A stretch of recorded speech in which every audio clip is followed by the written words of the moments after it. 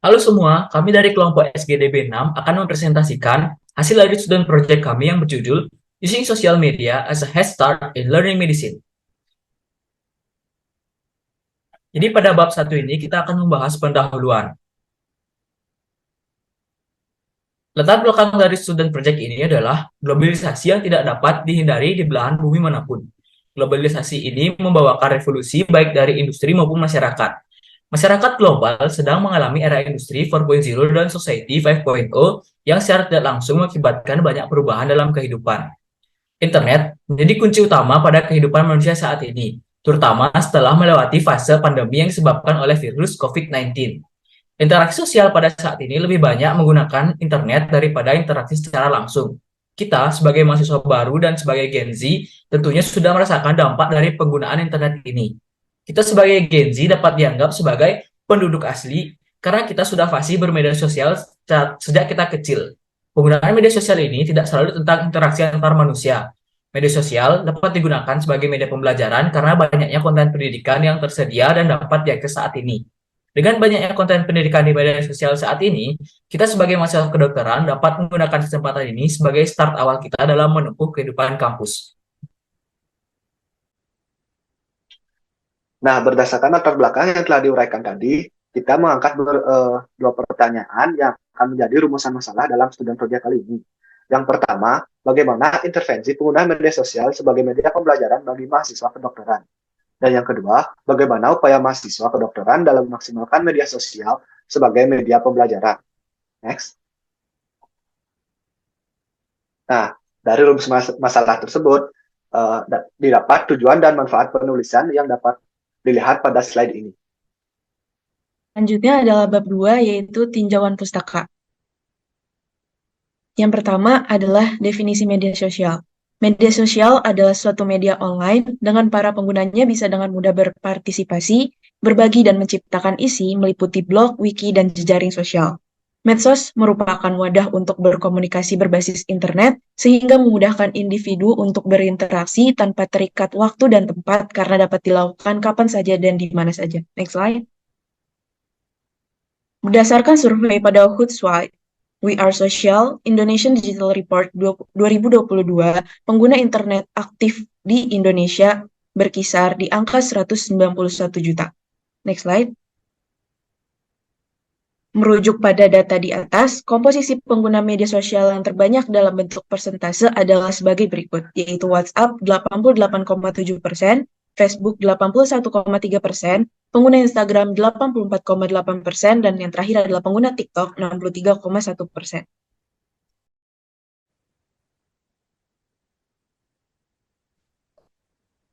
Nah, selanjutnya adalah media pembelajaran. Media pembelajaran adalah komponen penting dari proses pembelajaran di sekolah dan sumber daya yang digunakan untuk pendidikan dan dapat membantu dalam proses pembelajaran. Next slide. Menurut Arsyad, ketiga metode pembelajaran mencakup tiga atribut media pembelajaran seperti fiksatif, distributif, dan manipulatif, maka media tersebut dapat disebut dengan media pembelajaran. Next slide. Sedangkan menurut Dewi, ada perbedaan di antara metode pembelajaran konvensional dan modern.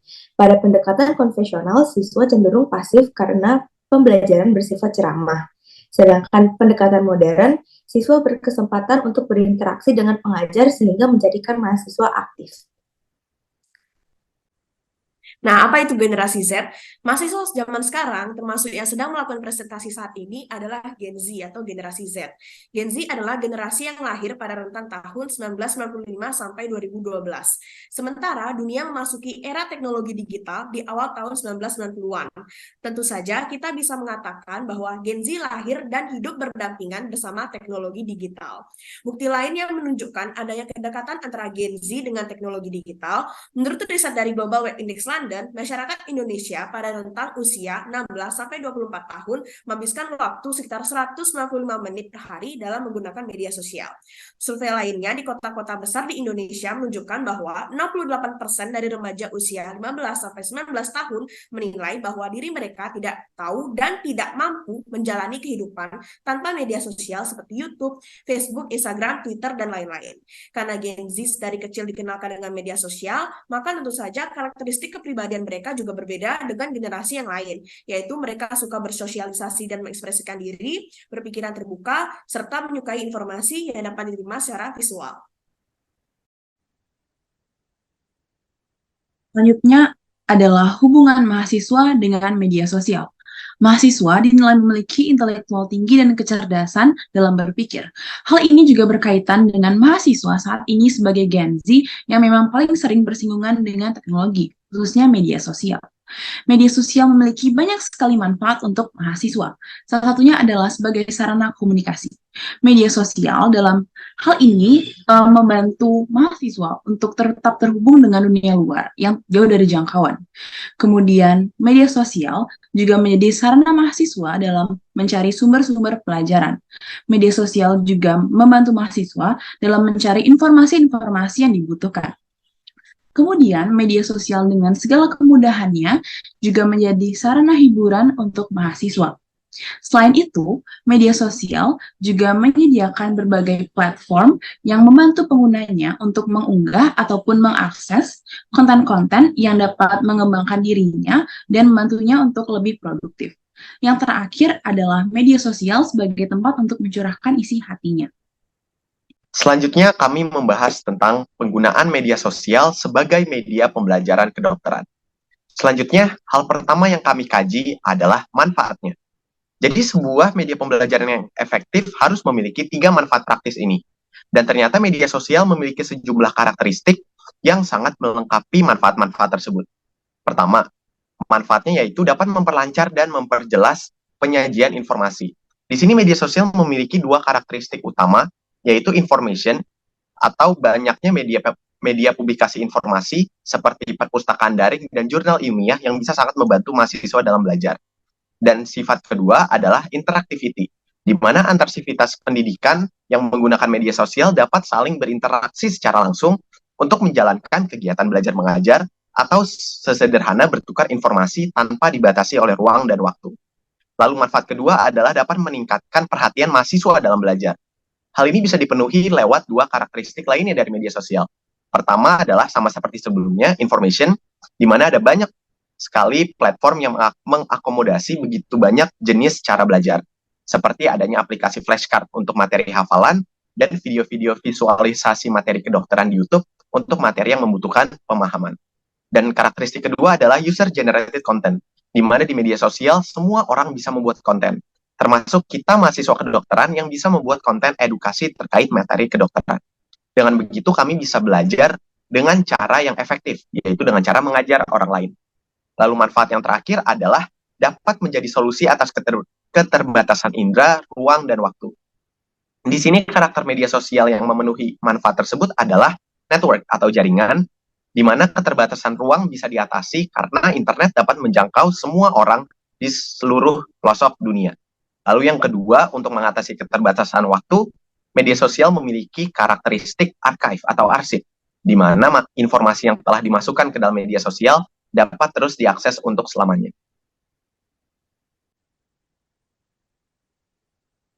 Selain bermanfaat, dalam melakukan pembelajaran di media sosial, terdapat beberapa tantangan yang harus dihadapi. Tantangan ini terbagi menjadi 2, yaitu eksternal dan internal. Tantangan eksternal berasal dari media sosial, sedangkan tantangan internal berasal dari mahasiswa itu sendiri. Contoh tantangan eksternal adalah beredarnya informasi bohong atau hoax yang disebabkan oleh degradasi moral. Yang kedua adalah perbedaan penjelasan suatu materi. Contohnya, penjelasan sumber A berbeda dengan penjelasan dari sumber B. Contoh tantangan internal adalah karakter kemandirian mahasiswa dan kurangnya tingkat literasi yang menyebabkan ketidaklengkapan informasi yang didapat.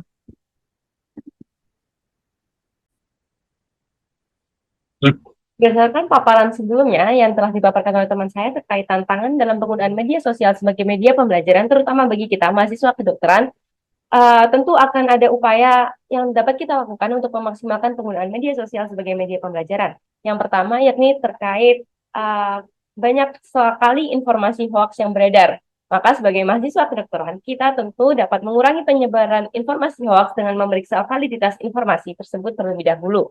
Seperti kita lebih mencari jurnal-jurnal yang telah tervalidasi oleh profesional, dan juga kita sebagai mahasiswa kedokteran yang memiliki privilege dapat bertemu dengan dokter atau seorang profesor, maka kita dapat menggunakan itu untuk mengecek validitas sebuah informasi. Yang kedua, yakni tentang tingkat kemandirian mahasiswa. Tentu kita dapat melakukan upaya kecil, yakni merasa haus akan pengetahuan yang akan menimbulkan kemandirian itu sendiri. Tentunya jika kita merasa tidak mengerti dalam sebuah materi, kita akan terus mencari informasi dan menggali lebih dalam lagi. Yang ketiga yakni tentang tantangan kekurangan tingkat literasi mahasiswa. Tentunya kita sebagai mahasiswa, kita adalah pejuang intelektual yang dituntut harus memiliki tingkat literasi yang tinggi. Maka ada upaya kecil yang bisa kita lakukan untuk mengembangkan minat baca kita, seperti membiasakan membaca buku setidaknya 15 menit di setiap harinya. Itu akan menjadi langkah kecil yang akan berbuah besar untuk mengembangkan minat baca kita. Bab selanjutnya yaitu bab terakhir adalah penutupan. Setelah melalui berbagai pembahasan dan paparan data yang dijelaskan oleh teman-teman saya, terdapat beberapa hal yang dapat disimpulkan. Seiring berjalannya waktu, teknologi terus berkembang sehingga penggunaan yang semakin efektif dan efisien membuat manusia mengandalkannya dalam kehidupan sehari-hari. Salah satu contohnya adalah internet. Terutama saat pandemi COVID-19 kemarin, internet berperan besar dalam interaksi manusia. Salah satunya medianya adalah media sosial. Medsos dapat diisi dengan berbagai konten. Salah satunya adalah konten pendidikan seperti tutorial, cara membuat sesuatu atau cara melakukan sesuatu, dan informasi atau suatu berita. Ilmu kedokteran seperti yang kita ketahui adalah ilmu yang tidak mudah, dan media sosial dapat membantu mahasiswa dengan memperluas dan mempermudah mahasiswa kedokteran dalam pembelajaran. Di sisi lain, terdapat beberapa tantangan-tantangan yang perlu dilewati. Upaya-upaya perlu dilakukan untuk melewatinya, seperti motivasi untuk memperdalam ilmu yang dimiliki oleh mahasiswa kedokteran untuk memaksimalkan penggunaan media sosial. Yang terakhir, terdapat 2 saran. Yang pertama adalah saran bagi mahasiswa kedokteran. Dalam pemanfaatan media sosial, seorang mahasiswa kedokteran sebaiknya dapat mencari mengenai kebenaran informasi yang diperoleh lebih lanjut. Mahasiswa kedokteran diharapkan dapat bijak dalam penggunaan media sosial, baik itu sebagai pencari informasi atau pemberi informasi. Lalu, ada saran bagi penulis selanjutnya. Hasil karya tulis berikut dapat digunakan sebagai suatu referensi atau informasi tambahan guna terciptanya penulisan yang lebih baik dan tentunya berkaitan dengan beberapa subtopik yang telah dipaparkan sebelumnya. Sekian presentasi dari kelompok SGD B6. Kami dari kelompok B6 mengucapkan Terima kasih.